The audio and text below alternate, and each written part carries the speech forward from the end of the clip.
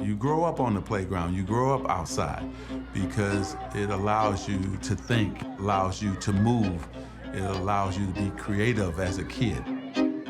Play became the way I expressed myself. So I would go and use my imagination every single day. I would figure out ways to have adventures in my neighborhood. So play was just so fun and organic, and it wasn't something that we thought about. It was just who we were. That's what happens, see? It allows you to imagine things, whether you want to be a superhero, you want to be an athlete, it doesn't matter, just dream. So many times we encourage children to go out and dream big, but then we don't give them the tools to do it. I'm Jason Mayden. I'm CEO and co-founder of Super Heroic. Hey, how's everybody doing? My name is Jason Mayden, and it's a pleasure to be here with you today. So I know you're probably curious about the title of my appeal. So I'm going to go ahead and get into it real quick. Let's go to the screen. Let's see what we're doing. Let's pull it up. All right. So how to lie to your children and get away with it. Right? It is a fundamental right as a parent to be able to lie to your children. If you don't have kids, I'm telling you, it is a sport in my household. And in a faith-based conference, I know you're probably wondering, why is this man telling us to lie? I'll get into it in a second. But it is an absolute joy to be here. I look at what I do for a living as a gift of service. So I've used my gifts and talents to implore other people to use their gifts and talents to build up a very important part of our world, which is our children. And so along my journey, I've had numerous titles, but the ones that are highlighted in orange are the ones that I actually covet the most. At the top of my title list is the privilege of being called a believer. I exemplify my faith not only in my work, but in my walk. It isn't just what I say, it's what I do. I try to be congruent in what I believe, and I try to serve people no matter how I may be received. All you'll ever get from me is the energy and compassion that is compelled from understanding peace that surpasses all understanding. That's the love of God. So that's what I inject into everything I do. Then at the bottom of that list, but it doesn't mean it's not prioritized, is the fact that I'm a husband and a father. Those are the jobs I can't fail at. I can make products that don't work. I can start businesses that fail, but I refuse to fail with the two things that are critically important to me: leading and shepherding my family towards what I hope is a fruitful outcome. And that outcome isn't money, it isn't prestige, it's going home to glory. So that's what I care about the most. And in between, I've had a myriad of different job titles. I was a lawn care technician on the south side of Chicago where I grew up. That meant I shoveled snow and cut grass to buy Jordans. And I realized very early that I had seasonal allergies, so that was not a good move for me. So I employed my friends to do it on my behalf. So that was my first entrepreneurial endeavor, was realizing that, there are people who do not want to go outside in the cold and shovel snow. I can compel them to pay me money, then I can compel my friends to go and do it for me, and I give them a portion of that money. So my first endeavor had profit sharing involved. Then I was a mover in between, different years in school where I used my gifts and talents to go and serve people. And when you realize the artifacts that people carry with them, they have stories, they have meaning. Objects are attached to the things we hope to become of the world. I understood that servitude is the greatest form of strength. And I would listen to people who were moving for a job, or they lost a loved one, or they were going to school for the first time. And I understood that in all of this chaos in this world that we live in, the greatest thing you can ever do is be a listening ear, an empathic ear. And that carried forth into my creative endeavors. Then I became a barber when I was an undergrad, which is a cruel joke from God because I went genetically bald very early. And so that's like having a dentist that has bad teeth. You start to question, how can you help me and you can't help yourself? But if you notice, my beard is always symmetrical and very well sharpened. So, but same thing, it was an act of service. People were getting their hair cut because they were going for a job interview. They were applying for something, a fellowship. They were presenting their senior thesis. And I used to hear stories of people's fears and concerns, and through my patience and peace and energy I exuded, I was able to impart to them the spirit of, you can do anything if you believe, if you have faith. Then I became the first African-American design intern at Nike. I had no clue that I would be the first. That wasn't what I was aiming for. I just knew that I wanted to be there, which was my dream. But when I got there, it was very confusing to me to see athletes that looked like me, luminaries that looked like me, people that spoke to me. But there wasn't someone that understood my latent needs and could really, truly understand the nuances of what it was to be a child on the south side of Chicago. There was no one creating on my behalf. Then I became a full-time designer with Nike at the age of 19 at the end of that internship. And I continued on to being an executive. And then I had an interesting circumstance that led me to leave the company at the height of my career. And I became a designer in residence for a venture capital firm and a founder, which is why I'm standing on this stage today. So some of the lies that my parents told me that I went and researched, because I went to grad school at Stanford, so I asked a ton of questions, is if you sit too close to the TV, you will ruin your eyesight. Now, I've researched this. This is complete fallacy. It's not true. It just means you're too close to the television. And my dad used to tell me this, and he was a captain in the military. He was a special forces captain. This man would jump out of planes at night into water, but he was afraid of me sitting too close to the television. It was completely baffling to me. Like, you literally ran towards war, and you're afraid of me watching cartoons too closely? It was completely absurd. The other one that my mother was afraid of is if you pee in the pool, there's a magic dye that would turn red. Now, I can tell you very truthfully that my children have researched this on family trips around the world, and I've caught them, and there is no way that there's a chemical that can distinguish between bodily fluids and liquids. So if you ever are swimming with Mayden children, just don't open your mouth in the water, because they're probably researching. But some of the things that my parents told me that helped me to preserve my truth, to help me navigate from the difficult circumstances on the south side of Chicago, was this one single phrase. If you put your mind to it, you can become anything you desire. Now, we understand that there are people who simply perceive a person as a threat because of how they look. We understand that society tends to project its fears onto people who are not represented in environments or not commonly seen in places where it's unusual to see someone speaking a certain way or dressing a certain way. So when my parents were telling me you could be anything, what they were really doing was telling me a small lie to preserve the truth that I could be anything if I had faith and a work ethic. Because society had another narrative for me. They thought when they saw a child that looked like this, that all of a sudden my outcome was prescribed. They said kids like you will most likely end up dead or in jail. Now, mind you, in second grade, when I was faced with a very dire circumstance, I had septicemia, which was a blood infection. I was facing my own mortality. I was also falsely labeled with a learner disability and almost rushed off into special education. Teachers didn't simply understand the way I learned as a kinesthetic learner wasn't a representation of my brokenness, but a representation of my giftedness. God gave me something different, but differences were not allowed. They were not accepted in modern pedagogical models. Kids who learn by doing were rejected. So the easy outcome, put him over here. He'll be lucky to make it. When I was tested, what they found in second grade, I was reading at a college level. Cognitively, I was outperforming my teachers, so they didn't know how to handle me. But because of the perpetuation of stereotypes and misunderstandings of people and misrepresentations and false narratives and perceptions that are broken in their simple foundation, the words used to describe me were harmful. So my parents decided to lie to preserve my truth. So this is 7-year-old Jason. If you needed evidence of what I look like with hair, there it is. It was magical. I'll tell everybody this is my image. If you for only $1 a day, if you need to feed Jason, this is the photo. I was really sick in this picture, and my parents always joke like, "You don't even look the same." But what preserved that little idea, that spark, that imagination, was my love for play, my love for Batman, and my imagination. And that took me all around the world.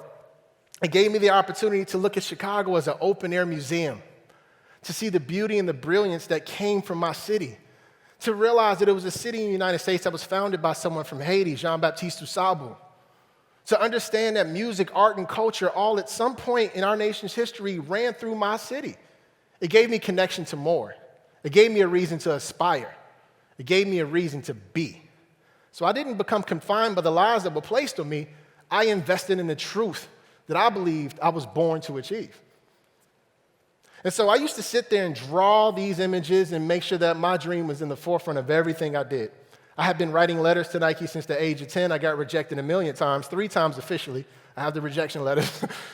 But one thing that you'll notice is I always put the swoosh in 23 in the forefront of every single thing that I did. Now, this is a sketch of my brother. My brother was completely different than me. I didn't actually have a name until he graduated high school. Up until the age of 16, I was Little AC. He looked exactly like a 90s R&B singer, and I didn't. So, very different social status.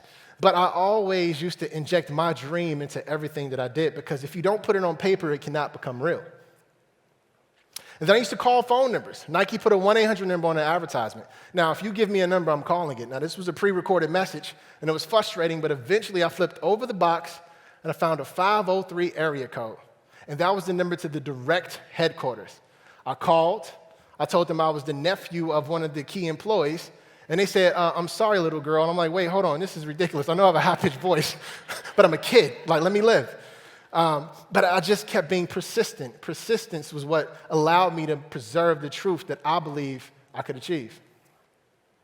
Now, what was fascinating is that I didn't wait on Nike to invite me out. No one gave me permission to pursue my dreams. I gave myself permission. I saved money, I booked my own travel, I went to Oregon. And at that point in my life, the only thing I knew about Oregon was learning from the Oregon Trail game we played in early childhood education. Right? I knew that at some point in time, dysentery may happen, and I needed to really preserve my cattle because it was a form of currency. So I'm like, this is all I knew. I knew nothing about the state of Oregon. I get on a plane, I fly from my undergrad in Detroit to Beaverton. I walk around campus. I invited myself to a place where I felt I should be. I took a photo, and this isn't the original photo. It was a Polaroid. And when I got back to my dorm room, I placed it on my ceiling. Every night that I went to sleep and every morning that I woke up, my dream was real. It was visible. I refused to let someone tell me that it's impossible to be somewhere because I went there and I touched it. And I don't know how many of you are in the act of pursuing, in the act of becoming. And so many people will place doubt in your heart because they haven't pursued their dreams. They haven't fully invested in their gifts and talents. But make it real for yourself. Make it real so that you can inspire someone that's looking at you while you're in progress. Because we all have people that are witnessing our journeys as we walk. And then I had the good fortune as an intern to work for my hero. I wanted to be Lucius Fox, the gentleman who did all the gear for Batman. And at that moment, my Batman was the GOAT. I'm not talking about LeBron, no disrespect to Ohio, but I'm talking about the original GOAT, this guy, Michael himself. And it was a fascinating experience to be a 19-year-old kid born and raised on the south side of Chicago to get off the elevator the first day and to literally bump into Michael Jordan. Michael had only been this small on my television screen and with the nosebleed tickets we could afford. He was this little bald, little black blip that ran across my screen. And here he is standing in front of me, awkwardly paused because I refused to let him get on the elevator to leave to catch his plane. He was going to hear that story. He was going to get to work. But what was fascinating about that moment is Michael gave me a bit of advice. You know, he said, don't F up. That was the advice. It was very eloquent and it was to the point. But later throughout our relationship, you know, it was some things that he told me that really changed my perspective on what it meant to show up and be present. And this phrase in particular is what changed me. I can accept failure, but I can't accept not trying. So many of us are atrophied from reaching our goals and potentials because of the fallacy of fear. Fear does not exist if you walk in faith. We are not given a spirit of fear, but of timidity, but of love and peace. And so I knew that I was not going to face things that would be easy, but they would be worth it. And all I needed to do, the simple requirement to be great, is to try. And I tried and I tried and I tried. And at the end of that internship, I received full-time employment. I had the good fortune throughout my career of working with gentlemen like Russell Westbrook. He's like a semi-truck with no brakes, going downhill. This man's work ethic is insane. I've had the good fortune of working with believers in the industry, like Chris Paul. This man taught me a lot about patience and peace and playing big. Also had the good fortune of working with additional people who don't play defense often but have great hearts, like Carmelo Anthony. He's an amazing human being, but we all know he doesn't play defense. I'm not going to lie in church. And then I also had the chance to work on an Ultimate Dad shoe, the Monarch. And this was a shoe that was not designed for someone like me, but through the act of immersive empathy, through loving people other than myself, through seeing people for who they are versus what the world tells me they are, I was able to design a product that became the best-selling shoe of all time. This is for the guy who tucks in his T-shirt and his jeans, right? Loves Dunkin' Donuts, doesn't touch Starbucks, probably just has a mustache. We all call him Dad, Coach, or in my case, it was my art teacher, Mr. Summers. But these people are the father figures. They're the real heroes. Not everyone can fly, but everyone can make you feel like you can fly. So the shoe is designed for people who really wanted comfort and ease. And then I went on to design things for celebrities and cool people and these elite individuals who had exemplified, you know, the greatness of what it meant to achieve. I worked on robots. I love robots, so this is just a shameless plug for my love for robots. Nothing more than that. But this is a sketch of actually Chris Paul transforming into a Gundam, which is a Japanese robot that I truly love deeply. And his whole notion is when he put on his jersey, he became something more. Worked on digital technology and understanding data and what the body did in motion and this whole notion of quantified self. After leaving graduate school at Stanford, I went back to lead innovation, and all of that was fine, and I loved it. But I decided that it wasn't just the way people played, it was why they played. It was the style. It wasn't about the position. So we proved that through data, and data helped us to create a brand new muse. This muse that would eventually become the future of what basketball was evolved. We started to reveal what was happening behind the game. because I believed that Michael, if he was still playing today, would evolve to figure out a way to win. So I was at the height of my career. I loved everything I did. I was the best on the planet at that moment. And I decided to walk away. I was ridiculed. I was persecuted. I was made fun of. I was belittled. I was questioned. I was threatened with a lawsuit by my own employer. I was rejected by former colleagues and mentors. No one could understand how I could go from the south side of Chicago, get to the top of the food chain, and walk away. I went home one evening. I saw my son struggling with his own self-identity. I saw him looking at himself in the mirror and not loving what he saw. I saw a young boy that needed me more than he needed the world. He needed a father-type love, a committed-type love. So my wife and I, we prayed, we talked about it. I went in the next day and I quit. Now, coincidentally, the day that I'm quitting, there was a gentleman who's really well known who went on the radio who had announced I was quitting before I officially did, which was crazy. Because I'm getting text messages and phone calls and people emailing me like, bro, are you quitting? What do you mean? We got meetings set up. I'm like, man, what happened? I go in, and as you can imagine, your employer is like, where are you going?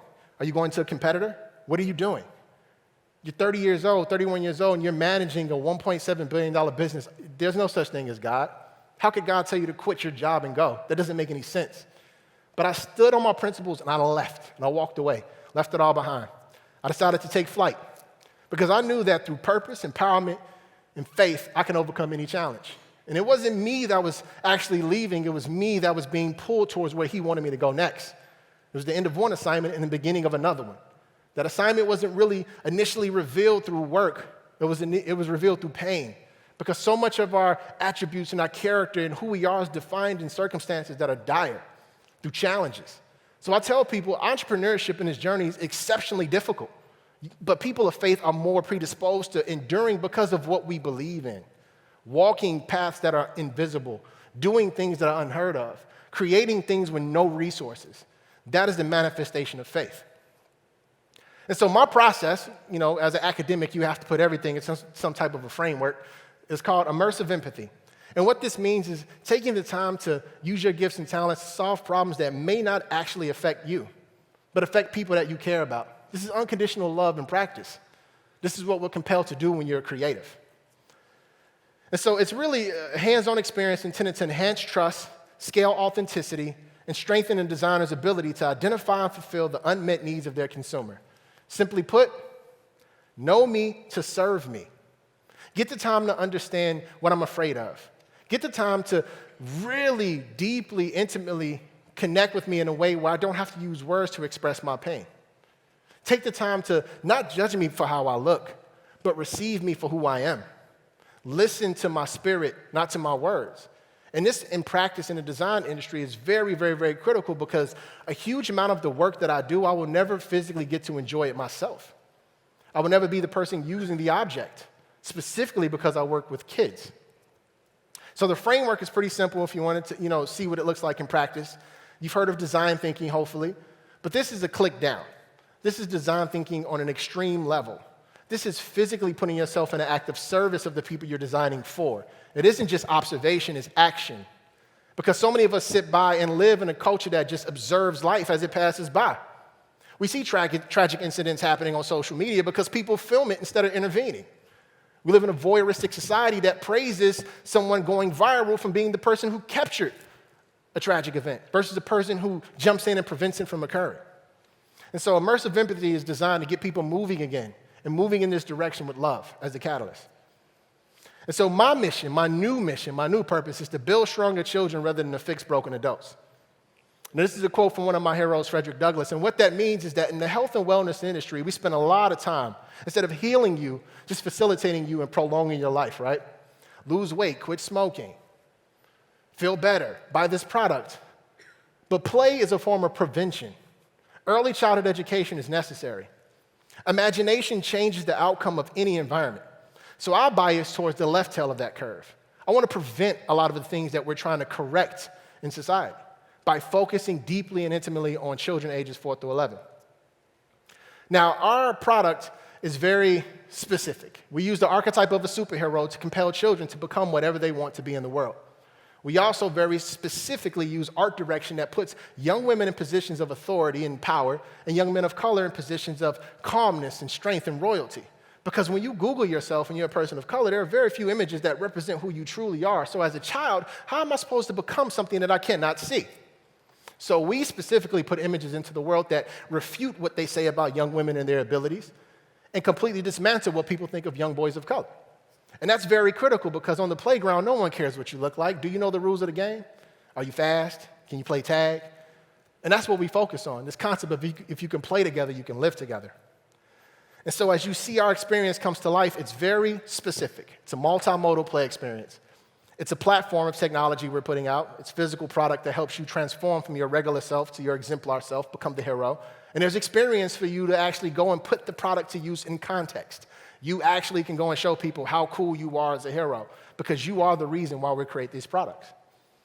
Because the biggest thing that I tell people is people can only become what they see.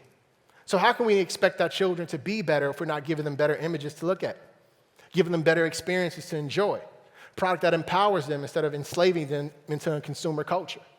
So my desire, my purpose, my job is to use creativity as a catalyst for change. And yes, I quoted myself because my wife told me to, and she's the real boss. So, as you can see with the imagery, this is something that matters to me. A lot of hero narratives discount young women. They're the princess in the tower. They're the ones waiting to be saved. Not in my household. They're heroines. They're victors. They're overcomers. They're winners. They're people who can lead, not people who are waiting to be led. And so this is critical because we want to make sure that our research comes to life. And what we found is there is no gender diversity when it comes to play. Boys and girls play the same way. They need the same things. But yet modern society is like, hey, shrink it and pink it. Give girls this thing. Boys need this stuff. No, it's not true. Boys and girls fundamentally move and play and grow very similarly until hormones kick in. And so before you change into becoming your midlife self, which is around the age of 11 or 12, and your body changes, your mind and your desires are fundamentally the same. And so we want to make sure we show that through gender neutrality. Now, it comes with a kit. We believe every hero deserves a cape. I mean, much to the chagrin of my friends at Pixar with The Incredibles, they think they don't. I actually disagree. Like, how do people know you're a hero? Kids can't wear tights to school. That's not cool, right? But you can wear this cape. So it's a whole product experience that's designed to help unveil and reveal your actual hero persona. It's a two-handed experience. You hold it because children hold what they love. The removal process is symbolic of removing the sword from the stone, that moment when you transform from your regular self to your exemplar self. And there's this magical moment that happens because children have this principle called counterfactualism, which means make-believe. So every kid in here, if you have children, you know that they make sound effects when they're opening boxes and toys, and we actually put the sound in the packaging. And we wanted the kids to know, like, we're thinking like you because of immersive empathy. We want to give you the thing that you didn't know could actually exist. That's the magic of understanding needs that people can't articulate. And then the shoe itself is built specifically for how children's feet move and how they actually grow. So one of the secrets of the industry is we typically would shrink down adult proportions, and we would play on this need for parents to feel like their children are an extension of their success. I love this athlete. I'm going to wear that jersey. I want that shoe. I want to shrink it down and put it on my kid because my kid has to go to school and look like their parents are educated and have a little bit of, disposable income. But that's not what your children need. They need products that move with them, products that are built for their specific physiological and biomechanical patterns, not technology that they can't use. That's like giving an 11-year-old a Ferrari and expecting them not to crash the car. So we're giving them technology that's overbuilt. LeBron is a massive guy. Michael is a massive guy. They can compress that technology. A 5-year-old kid can barely figure out how to tie their shoes and what's left from right at that point in their life. So we've made age-appropriate technology, and we've reduced friction through how it fits and how it works with the body. We've also continuously made sure the cape was present in our imagery. We want all children to feel like heroes. And we make sure that we definitely never show girls in images of passivity. They're always active and they're always in motion. But then we bring together this beautiful tapestry of color and intent and ethnicity and gender and reason of existing because we truly believe that the world can be solved through play. That a lot of what we need to think about has to be through the lens of a child.